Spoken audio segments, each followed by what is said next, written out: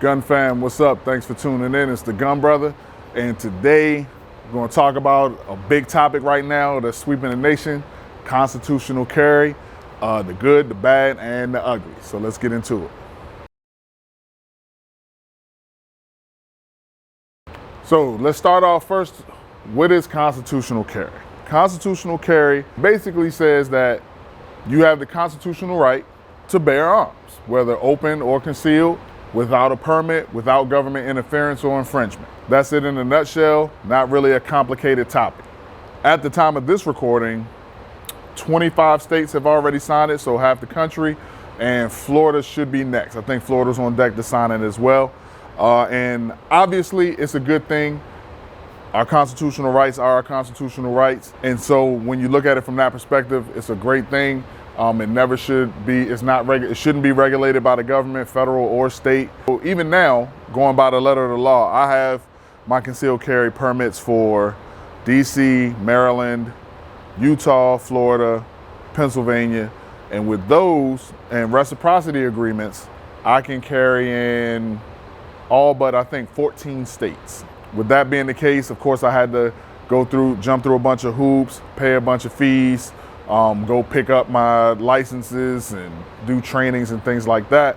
And so that allows me to carry in most of the country. Constitutional carry will obviously make that a lot easier. And as long as somebody is not disqualified from owning or carrying firearms that by the law. So going by constitutional carry, the states that have already signed it in make it much easier to go state to state and carry my firearm. Again, I'm licensed in most of the states in the country, but there are certain states that I can't go in, and I cannot carry, that don't do non-resident permits and also don't have reciprocity agreements with the permits that I already had. Those states include like California, New York, New Jersey, I want to say Massachusetts, all of those states. Obviously, that's the good part. That makes it a lot easier. I can go to the states that have already signed on. I don't have an issue. Now, on to the bad. So the bad part about constitutional carry is there's no training mandated for people to carry their firearms or bear arms, etc. And that is not a good thing.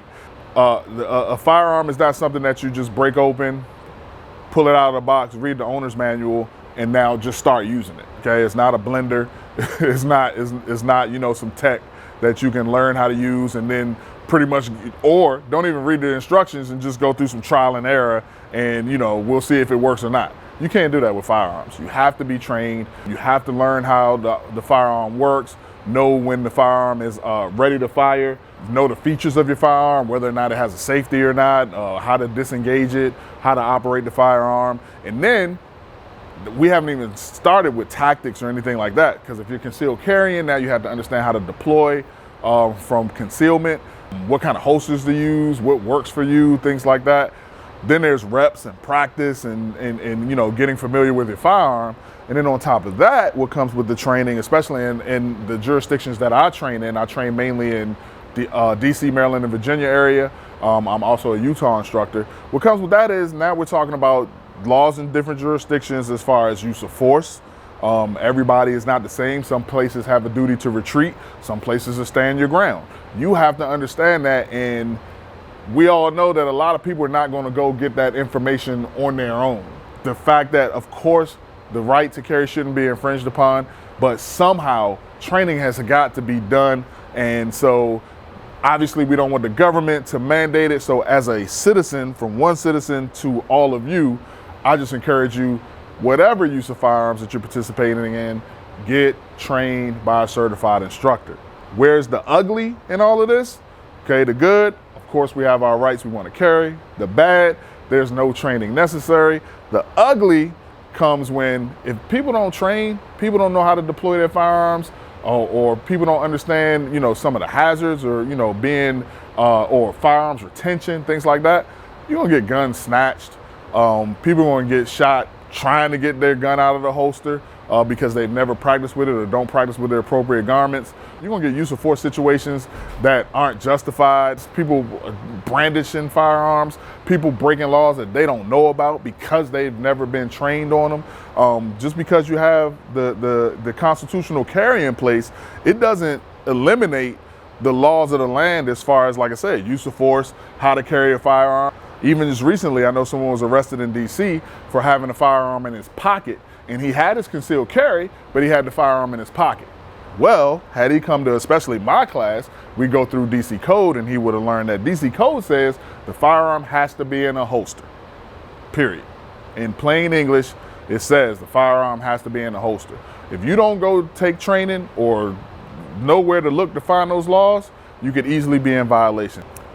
And so I was just talking to some officers a few minutes ago about people trying to understand what you can do. And just in my area, which is the National Capital Region, AKA the DMV, DC, Maryland, and Virginia are all right next to each other. But all three jurisdictions obviously have their own policies as far as concealed carry goes. DC is a shall issue jurisdiction.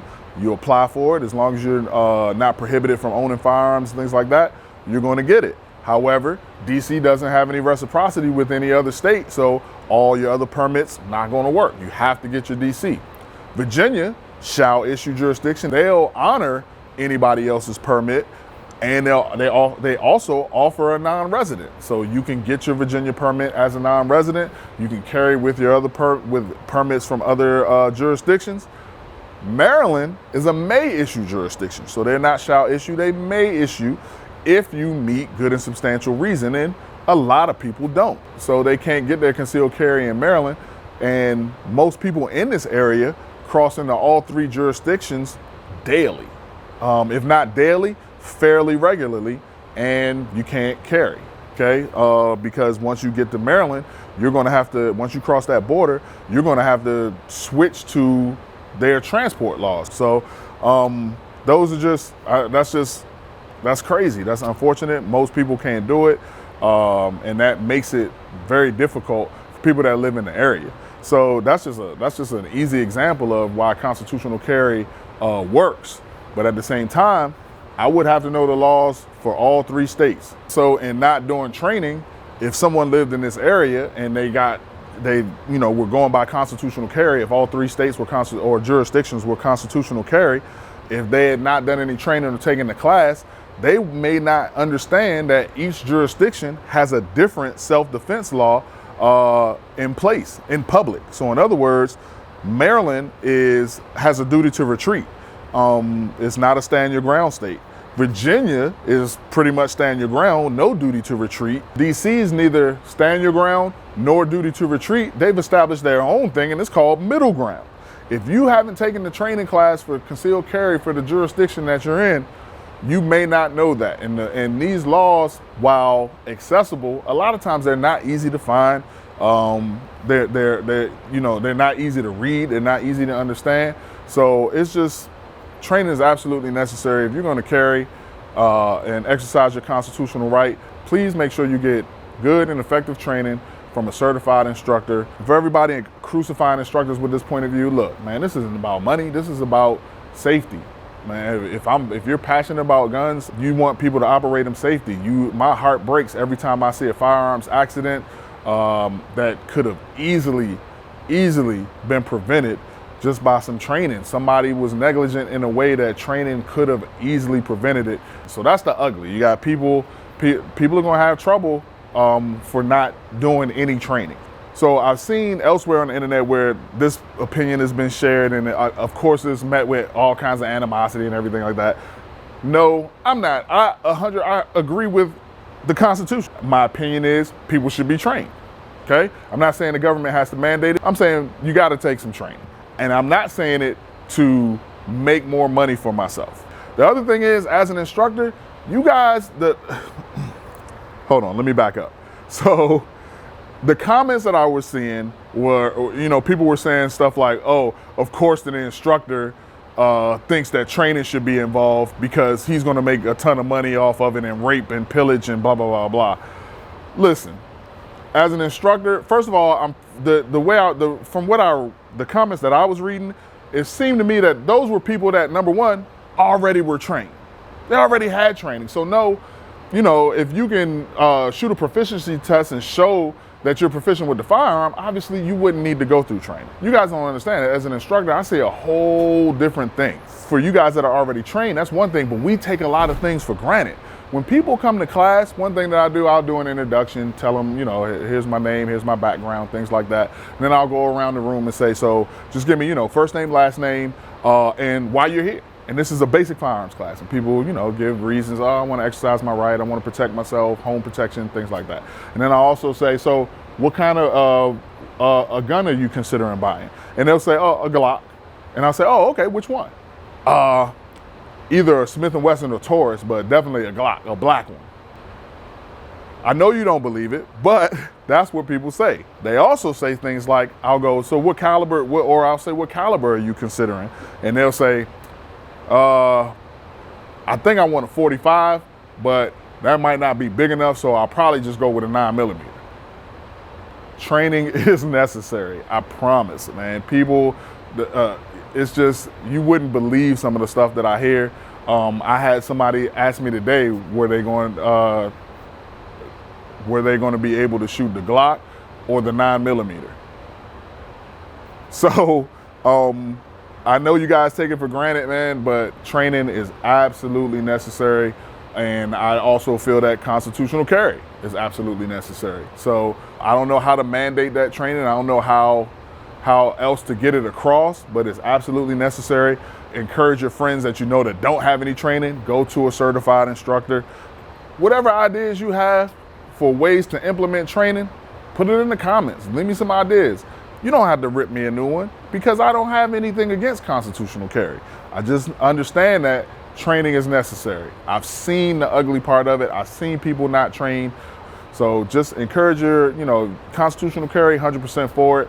If you're going to participate in it, I just encourage you, please still go get training, even though it's not mandated. Spend the money to learn how to shoot properly and learn the laws of your area. And that way you can carry effectively, you can carry legally, and then obviously exercise that right to protect yourself and your family. With that being said, the Gun Brother is out. Thank you for watching.